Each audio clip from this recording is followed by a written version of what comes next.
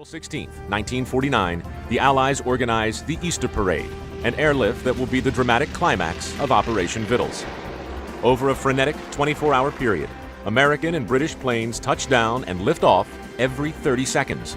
The Allies deliver an astounding 12,940 tons of cargo, including enough coal to fill 1,100. Hello and welcome back to another review by DWC, and this one is an oldie but goldie. It's nearly 10 years old, believe it or not, and it's the 20th anniversary model of the C-47 Fassberg flyer, which was inevitably the first Corgi Aviation Archive DC-3 C-47 produced in 144 in a slightly different scheme. I think it was more silver, but Corgi commemorated that 20th anniversary by releasing this in 172 in the lovely C-47A Skytrain, and this is AA3A209, representing the 9 DC-3 or C-47 produced, all of which I now own, believe it or not. This is the last one outstanding.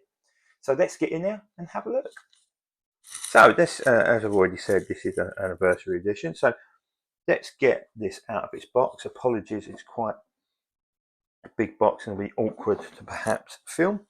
So of course, in the standard, well, I say standard, it's actually in the old style box, but in 172 scale. Of course, it comes with its limited edition, this one being 807, and very similar to your fighters. Might have to take this out of the box separately. There you go, it comes in its clamshell. All undercarriage is in the top left corner, just out of shot there, including the up undercarriages in them days when I actually did it properly. Quite heavy duty metal stand to obviously support the weight of the C-47, and of course the aircraft itself, which is in there. So, oh, so it looks like something's come off it. I'll have to refix that by the looks of it. It looks slightly wonky. But yeah, let's get this out of the box and put her on a stand.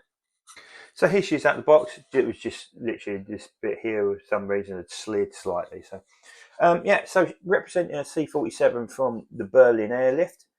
Interesting points. You look at the serial number that's been rubbed off.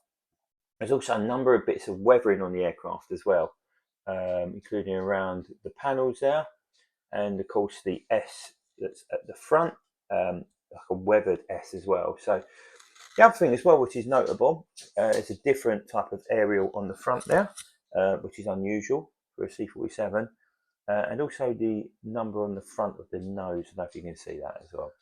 So really nice looking model though. So anybody who's just been reading the diecast diaries ahead of the AC-47 release will note that they've now changed the door. So there'll be different types of configuration of door, including obviously cannons for the A-47, and an open option for paratroopers, which I think is a really nice addition to add to it. So it's a retooled model as such. One of the big criticisms of the C-47, especially on the forums, is the lack of the hydral on the aircraft itself. They'll straighten that area up there. I mean, that could be better, truth be told, but it's not a be all and end all of everything. So, but a really nice looking model, different coloured panels as well. So you've got the silver on the back there as well to add a little bit, and it's very different to the aircraft that we've got at the moment, including the civil ones and the standard sort of DACs and C-47s of the US and RAF. There you go on the side there, the Fassberg flyer. So let's get her on her undercarriage and see how she looks. So here she is on her undercarriage, nice die cast on metal based undercarriage, and again you get a better look at the later stars and stripes, and of course the silver grey. Oh my god, my brain's gone. Flaps there, which are in a completely, or elevators, whatever you want to call them, in completely different contrast to the greeny sort of olive drab finish. I guess it's an olive drab finish. It's not faded, or meant to represent a faded one, isn't it? Of course, this was the DC-3 C-47 was the workhorse of the US Army Air Force, which was later the US Air Force, and the real sort of mainstay of the Berlin Airlift alongside DC-4s, and of course the Haltons, or Halifax, which was a variant of the Halifax, and of course the Lancasters and whatnot, that were bringing in aircraft, bringing in much needed supplies into Berlin, of course, as the relationship between the East and West dissolved post World War II. And of course, this was known as the real saviour of those poor starving Berliners post-war after going through enough suffering, and really played an important part of keeping many thousands of people fed and supplied with the right medication and whatnot as well.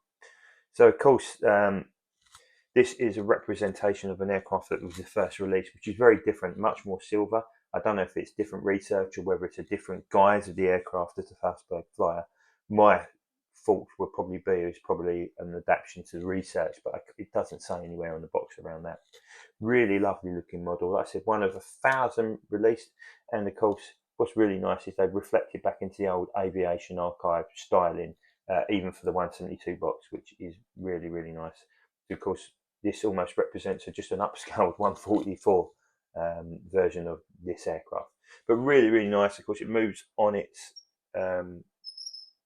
landing gear or so, which is nice, including the rear wheel as well, which moves, and of course, as always, spinning props.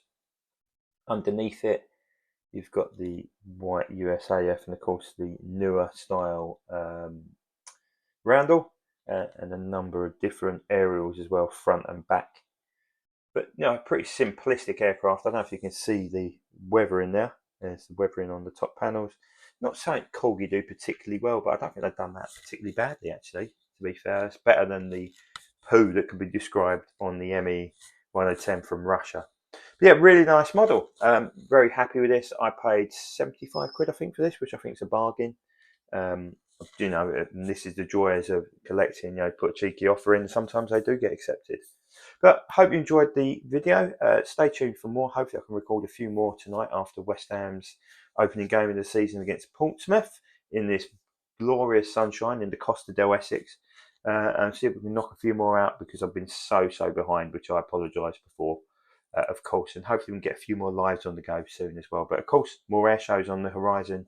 There's one Aero Legends are hosting down in Woodchurch in Kent today, and of course got Clacton Air Show for me coming up at the end of the month, before the big one at the September Duxford Battle of Britain Air Show, which I'm sure will be spectacular. And of course, there's many more Old Walden, Shuttleworth with Jim and the guys there pumping out incredible lineup after incredible lineup. But I hope you enjoyed the video. As ever, if you haven't subscribed, please give us some love and subscribe for more detailed videos, not just on diecast, but air show coverage, and of course, many a chat that we generally do as well. Thanks for all the love. Have a lovely weekend, and speak to you soon.